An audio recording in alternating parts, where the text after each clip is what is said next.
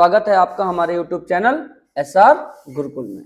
तो आज जो हम लोग टॉपिक बात कर रहे हैं चैप्टर नंबर 3 के बारे में। ये हमारा डे 3 है और इस चैप्टर में हम बात करेंगे HTML एलिमेंट्स के बारे में कि कौन कौन से HTML एलिमेंट्स हैं और उनके सिंटैक्स के बारे में बात करेंगे।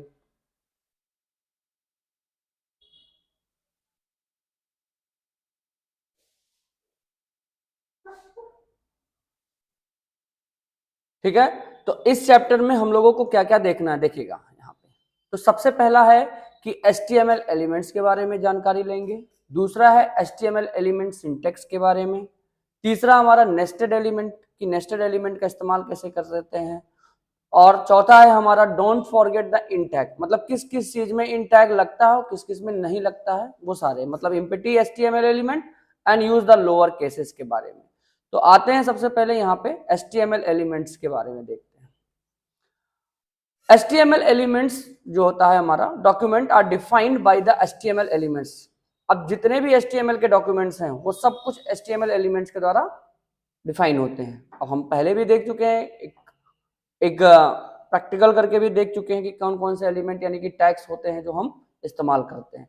तो HTML element is everything between the start tag and the in tag. तो देखिए यहाँ पे जो हमारा स्टार्ट टैग है और इन टैग है उसके बीच में जो कंटेंट है हमारा वो हमारा एलिमेंट HTML एलिमेंट्स कहलाता है। ठीक, अब बहुत सारे HTML एलिमेंट्स आएंगे, लिखने का तरीका क्या है ध्यान दीजिएगा क्योंकि ये सिंटैक्स आपको याद होना चाहिए। तो ये एक सर्टन फॉर्मेट होता है HTML एलिमेंट्स के लिए, आपको फॉलो करना होता है। सबसे पहला यहाँ पे देखेंगे an HTML element start with the start tag and opening tag. तो कोई भी एलिमेंट वो हमेशा स्टार्ट टैग से या ओपनिंग टैग से स्टार्ट होता है। And end with end and closing tag, कोई भी इंड या क्लोजिंग टैग आप इस्तेमाल करेंगे। The element content is everything between the start and end tag के बीच में। ठीक है, some HTML elements have empty content. कुछ ऐसे भी एलिमेंट होते हैं जिनके पास कंटेंट नहीं होता है, जैसे हम लोगों ने पिछले क्लास में देखा था, जैसे VR टैग हम लोग इस्तेमाल कर रहे थे, है ना, ब्रेक के लिए, तो एलिमेंट नहीं था। ठीक है, ऐसे ही और कई सारे ऐसे भी एलिमेंट हैं जिनके पास टैग्स हैं जिनके पास एलिमेंट की आवश्यकता नहीं होती है। Empty element are close in start tag. ठीक है, तो ये हमेशा स्टार्ट टैग से ही क्लोज हो जाते हैं एम्प्टी एलिमेंट। ठीक है, जिसके पास एलिमेंट्स नहीं होते हैं।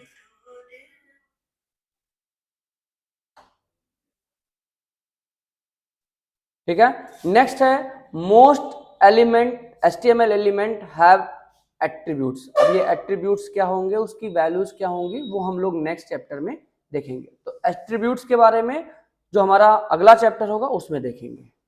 चलिए अब बात करते हैं नेस्टेड एलिमेंट्स के बारे में। नेस्टेड एलिमेंट्स क्या होते हैं। ठीक है, most HTML document can be nested. ठीक, HTML document consist of nested HTML elements. जैसे यहाँ पे आप एग्जांपल में देखेंगे, the following example contain the 3 HTML elements. अब देखिए यहाँ पे कौन कौन से हैं 3 एलिमेंट, एक HTML है, एक बॉडी है और एक पैराग्राफ है। ठीक है, तो आप देखेंगे, नोटिस करेंगे कि जो पैराग्राफ एलिमेंट है वो किसके अंदर नेस्टेड है, बॉडी के अंदर, मतलब इसके अंदर ये क्या है, पैराग्राफ है। ठीक है, which is turn in the nested in HTML। अब बॉडी किसके अंदर नेस्टेड है, HTML टैग के अंदर। ठीक है, तो ये हमारे कहलाते हैं नेस्टेड एलिमेंट, मतलब ये जो एलिमेंट है ये नेस्टेड एलिमेंट कहलाएंगे। बात समझ में आ रही है, कैसे करेंगे प्रैक्टिकल में हम लोग देख लेंगे एक बार। ठीक, नेक्स्ट आ जाता है हमारे पास P एलिमेंट। ठीक है, जो P टैग होता है, तो P element is among the most common of the element. ठीक है, जो P टैग के अंदर जो एलिमेंट होता है वो लगभग कॉमन एलिमेंट है। HTML का डॉक्यूमेंट बनाते समय आपको उसका इस्तेमाल करना ही करना है। ठीक है, P element define a new paragraph in the HTML। जितनी बार आप P टैग का इस्तेमाल करोगे उतनी बार आपके डॉक्यूमेंट पे, HTML डॉक्यूमेंट में वो जो पेजेस पे आपके कंटेंट होंगे उतने पैराग्राफ पे बनते जाएंगे। ठीक है, समझ में आ रहा है। अब जो भी एलिमेंट पैराग्राफ में होंगे वो P टैग से स्टार्ट होंगे और end with the P tag से इंड होंगे। और ये आप बिल्कुल मत भूलिएगा फॉरवर्ड स्लैश लगाना इंड टैग में, the element content is this is my first paragraph, यानी कि ये हमारा एक एग्जाम्पल हो जाता है पी एलिमेंट के अंदर जो कंटेंट है। ठीक है, नेक्स्ट है हमारा बॉडी एलिमेंट। और भी चीजें हैं, अभी बहुत बेसिक पढ़ा रहा हूं, आप ये समझिए कि HTML अभी बेसिक चल रहे हैं।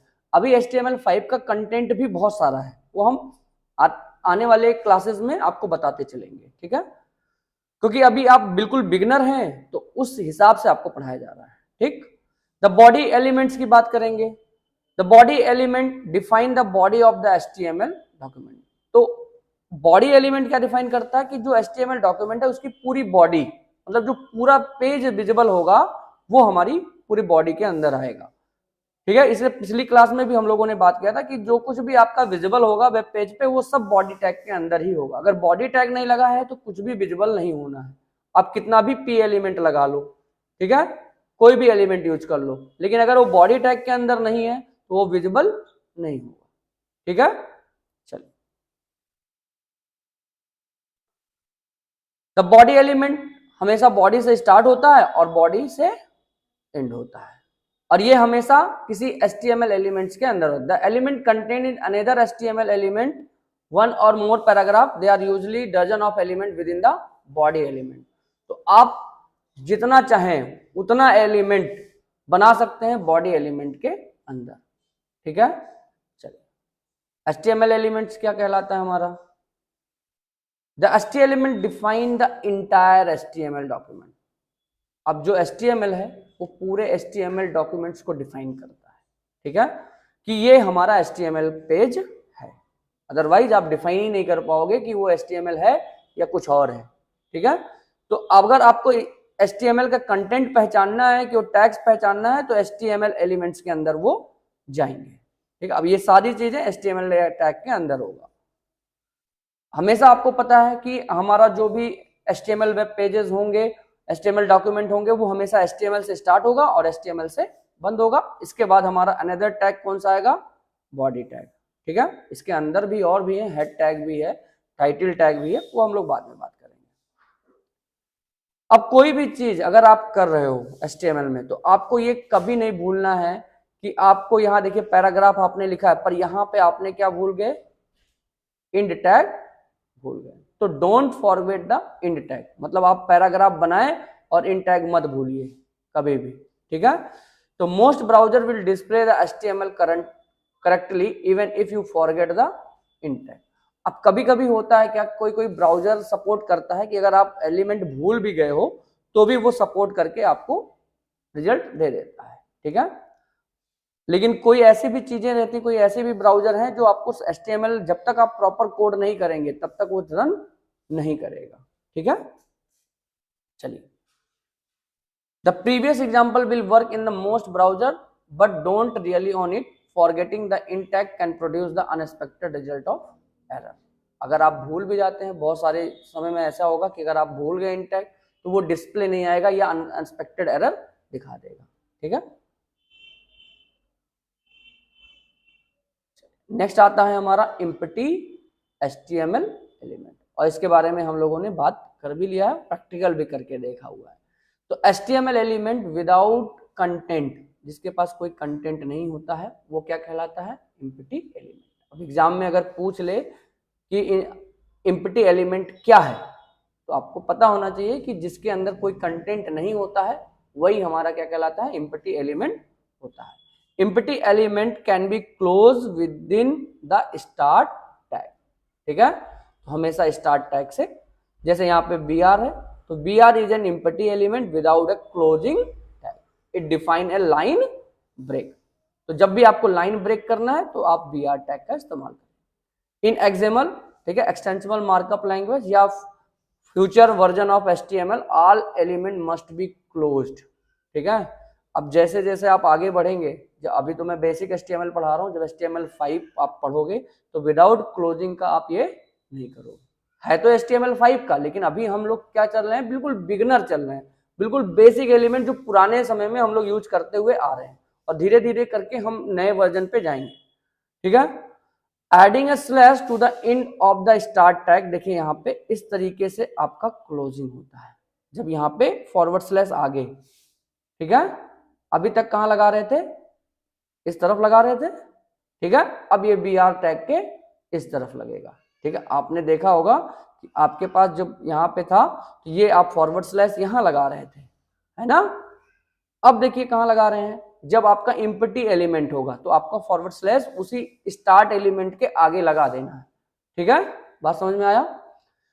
Even if B R work all in browser, writing the B R forward instead it more future proof, ठीक है। अगर भले ही आपके ब्राउजर बी आर टैग को इस्तेमाल करता है, सपोर्ट करता है, लेकिन फिर भी आप यूज करिए ये वाला, ठीक है, ये वाला यूज करिए, ताकि कोई भी इश्यूज रहेगा तो वो नेग्लेक्ट कर देगा, ठीक है। नेक्स्ट है यहाँ पे केस, लोअर केस टैग। तो देखिए अब HTML हमारा नोट केस सेंसिटिव है, मतलब आप चाहे कैपिटल में लिखो और चाहे स्मॉल में लिखो। देखो कैपिटल P का मतलब और स्मॉल p का मतलब सेम है, ठीक है। एक्चुअल में कंप्यूटर में P और ये P, स्मॉल p, दोनों का मतलब अलग होता है, कोड अलग होता है, बट HTML के केस में ये दोनों P एक जैसे हैं, तो ये नॉट केस सेंसिटिव है, केस सेंसिटिव नहीं है। जैसे C लैंग्वेज प्रोग्रामिंग अगर आप करोगे तो वो केस सेंसिटिव है, तो जैसे जो लिखा है वैसे ही एज इट इज आपको लिखना है, छोटा है तो छोटे में ही लिखना है, कैपिटल में लिख देंगे तो may be it's not supported, ठीक है। प्लेनिटी of websites use upper case HTML tag in their pages, ठीक है। तो हमेशा क्या होता है कि बहुत सारे HTML हैं, वेबसाइट्स हैं जो प्रॉब्ली हमेशा यूज करते हैं अपर केस का, बट आप जो चाहो वो यूज करो। तो W3 school uses the lower case tag before the world wide web consortium recommend lower case in HTML4, ठीक है।